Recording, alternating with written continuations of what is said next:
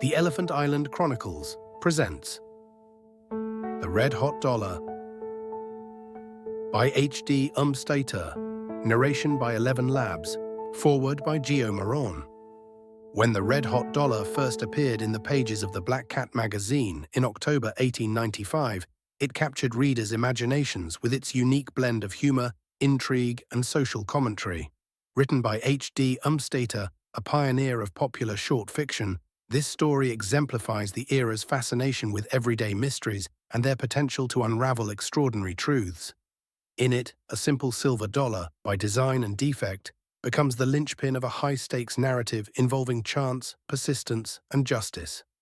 Set against the backdrop of a rapidly modernizing late 19th century America, the red-hot dollar reflects a time when the nation's currency system was still evolving, and fears of counterfeiting were both real and pervasive. Umbstaetter masterfully taps into these anxieties, using the counterfeit coin not merely as a plot device, but as a symbol of the period's larger concerns about integrity, trust, and the price of deception. The story also reveals much about the author's style and his magazine's mission to deliver stories that were, as the editor put it, worth telling. Umbstaetter's pacing and sharp observations keep the reader engaged, while his wit ensures the tale is both entertaining and thought-provoking. Through the character of Ansel Hobart, we are reminded that even the smallest, most seemingly insignificant objects can hold the key to unraveling much larger mysteries.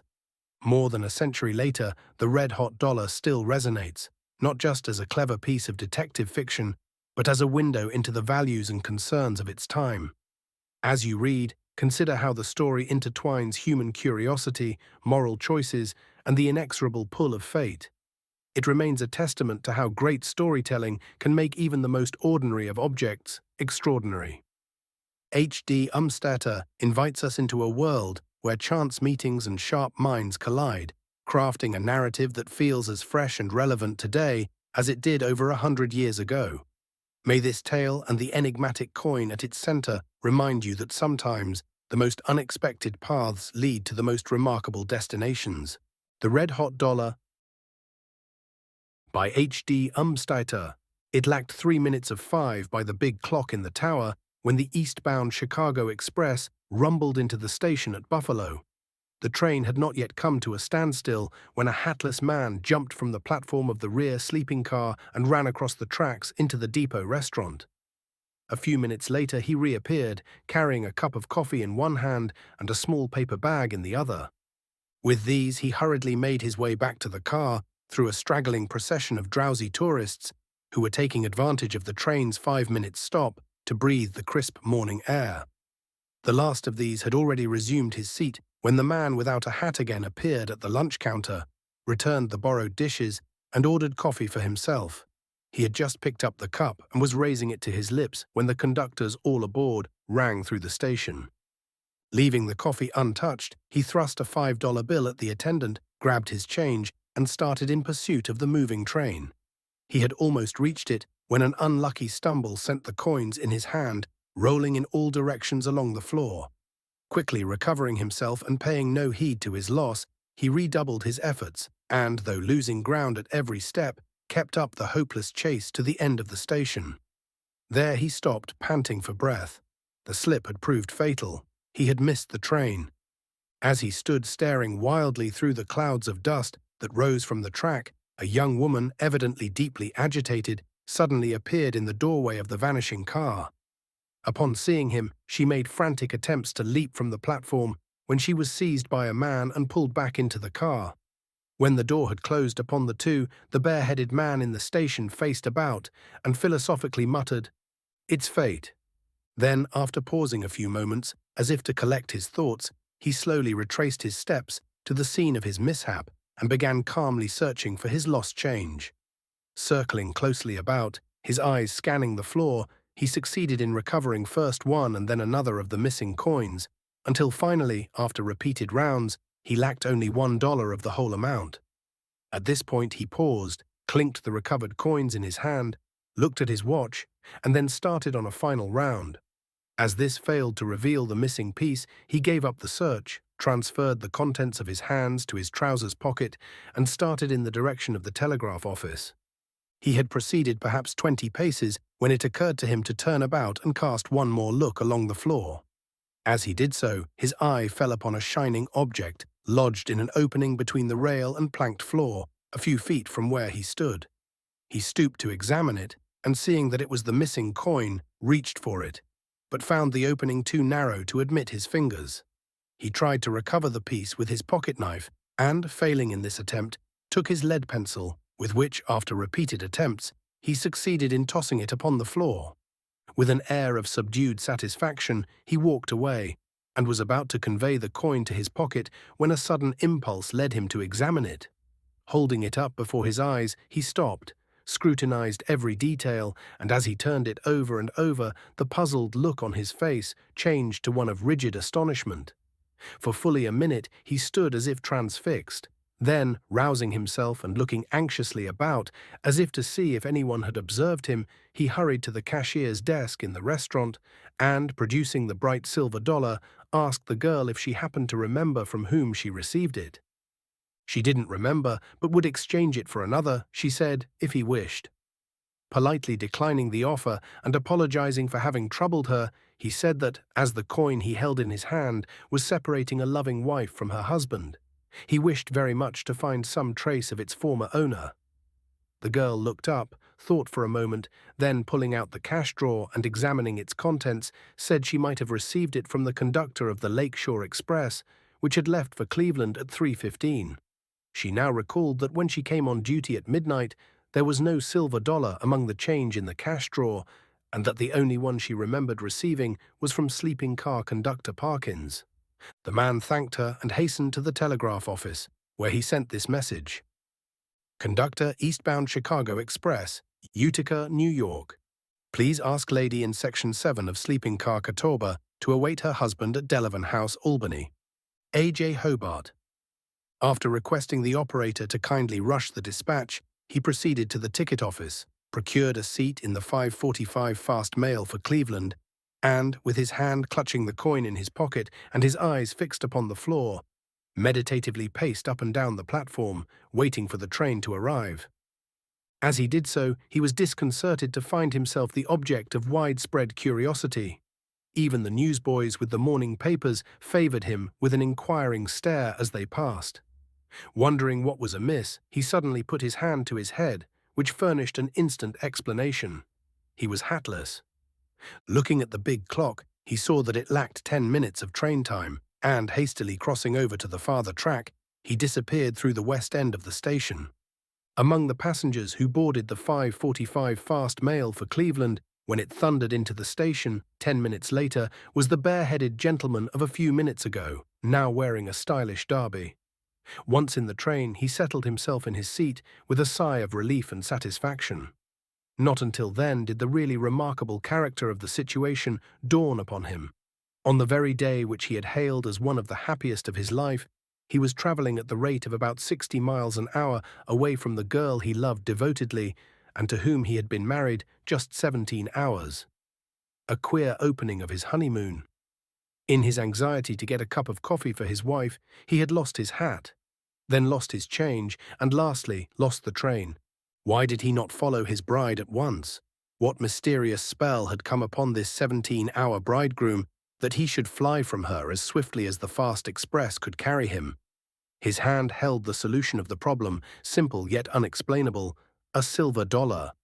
It held the secret he must unravel before he could return to her. It was not then that he loved her less, but that this bit of precious metal had suddenly developed an occult power that had turned their paths, for the present, in opposite directions. At the first stopping place, he sent another message, which read as follows. Mrs. A.J. Hobart, Delavan House, Albany, N.Y., cannot possibly reach Albany before tomorrow morning.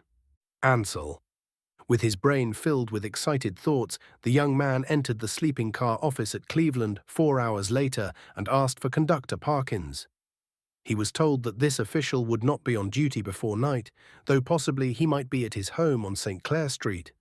To the address given him, the indefatigable young man repaired at once and found the genial gentleman for whom he sought breakfasting with his family. He kindly gave audience at once to his visitor. "This coin, which you gave the cashier of the restaurant in Buffalo," said the latter, revealing it in the palm of his hand. "Can you tell me from whom you received it?" Parkins remembered receiving cash from but two passengers the night before, one a traveling man who got off in Cleveland, and the other a woman whose destination was Erie. The stranger might ascertain their names by consulting the car diagram at the ticket office. "You seem interested in the coin," he added, smiling. "I am, for a good reason," laughed the young man in reply. "It is separating a man from his wife." And with these enigmatical words, he made his adieu, with thanks, hastened to the ticket office, and an hour later was scouring the city for one Richard Spears. The register of the Stillman house contained the freshly written name of Richard Spears, Providence, R.I. But that gentleman, when found in his room showing samples of hardware to a prospective buyer, regretted that he could not throw any light on the particular dollar his visitor held up to his gaze, and remembered distinctly that he had given the conductor a $2 bill in payment for his berth. He came from a section, he said, where people took no stock in silver dollars.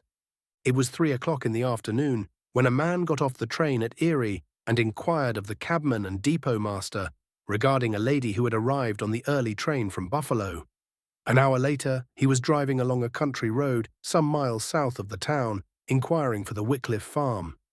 As he finally drove up to the house, which was his destination, he was conscious of a strange excitement. This, he realized, was probably his only remaining chance to trace the coin, by whose mysterious power he had been drawn into this wild chase with the hope of identifying its former owner. He took a hasty note of the general features of the place. It had a comfortable, well-to-do look, a 2-story house, white with green blinds. Most of these were closed, as is customary with country houses, but the windows at the right of the big front door, opening on a small porch, were shaded only by white curtains. There was a sound of voices within as he stepped up to the door and rapped. Mrs. Wycliffe, a pleasant-faced little woman, sat surrounded by 3 children and a neighbor's wife, to whom she was displaying some purchases.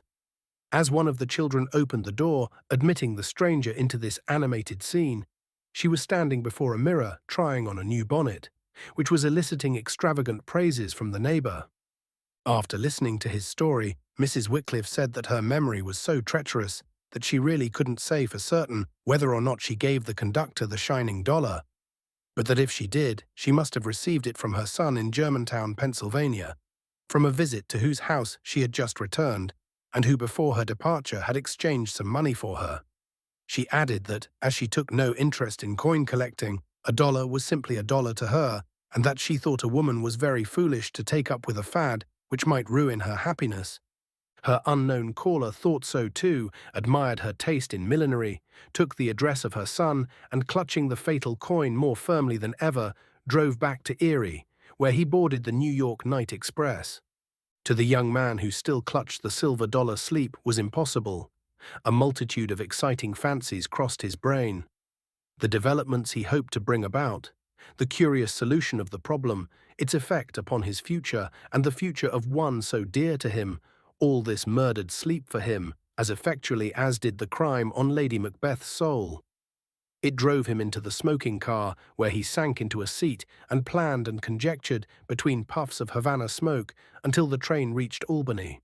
So completely absorbed had he become in the solution of this knotty problem in which his accident of the morning had involved him, and so convinced was he that the information must be, for the time, kept a secret, that he actually began to dread what was clearly inevitable, the explanation he must shortly make to his wife. His inclination was to tell her all. His duty to others forbade this. After pondering over the matter, he decided to explain that he had a happy surprise in store for her, one that had an important bearing on their future, and which unfortunately necessitated a change in their plans for a honeymoon in Europe. This, on reaching the Delavan house, he expressed to a very pretty and very anxious little woman who was awaiting him, together with a good many other things not necessary to this story. And instead of the steamer for Europe, the reunited pair took a train for Philadelphia. Early the next day, the young man presented himself at the office of Dr. James Wycliffe at Germantown, who smilingly admitted having given the shining dollar to his mother 2 days before. He had received the coin from a patient, a letter carrier named John Lennon, and remembered it because of the following strange story, related to him by Lennon himself. A few days before, the carrier was engaged in delivering mail from door to door along Vine Street, Philadelphia, when a zigzag trip across the street and back again brought him to the narrow stairway of a dingy brick house in front of which hung an enormous brass key bearing the word locksmith. Here he paused to draw a little parcel from his bundle. As he did so, he heard something fall with a metallic clink upon the stone pavement. He looked and saw that it was a silver dollar, which rolled toward the gutter and came to a stop close by the curb. Hastening to pick it up, he instantly dropped it with a cry of pain. The coin was almost red-hot. The letter carrier stood, nursing his hand and thinking for 2 or 3 minutes. Silver dollars do not commonly drop out of the sky, but that this one should thus fall like a meteorite in a condition too heated for handling was certainly more than surprising. It was astounding. The man looked up at the dingy brick house and examined it attentively, noting that the ground floor was occupied as a green grocery and that all of the windows were shut save one in the 3rd story. Then he kicked the mysterious coin into a puddle, fished it out again with his fingers, and put it into his trousers pocket. He was about to investigate further when some small boys called his attention to the fact that it was the 1st day of April, whereupon he proceeded on his way. He gave no further thought to the matter until that night, when he found that his thumb and forefinger had been so badly burned as to require treatment. The next morning he called upon the doctor, who dressed the painful hand and received the mysterious coin in payment for his services. That night, behind locked doors in one of the officers' rooms of the United States Mint in Chestnut Street, 2 men were engaged in a long whispered conference. The wife of one of the men, as she sat in her room in the Continental Hotel, anxiously waiting for her husband, was beginning to wonder whether, after all, marriage was a failure.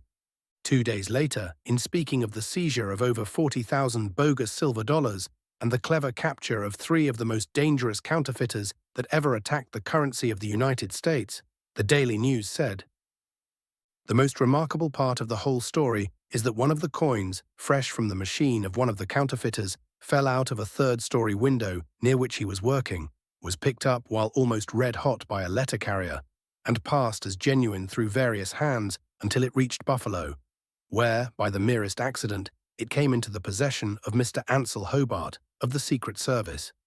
That gentleman noticed an imperfection at one point of its rim and succeeded in tracing the coin to the headquarters of the gang on Vine Street in this city, where, under the cloak of a locksmith shop and green grocery business, 600 of the spurious coins were turned out daily.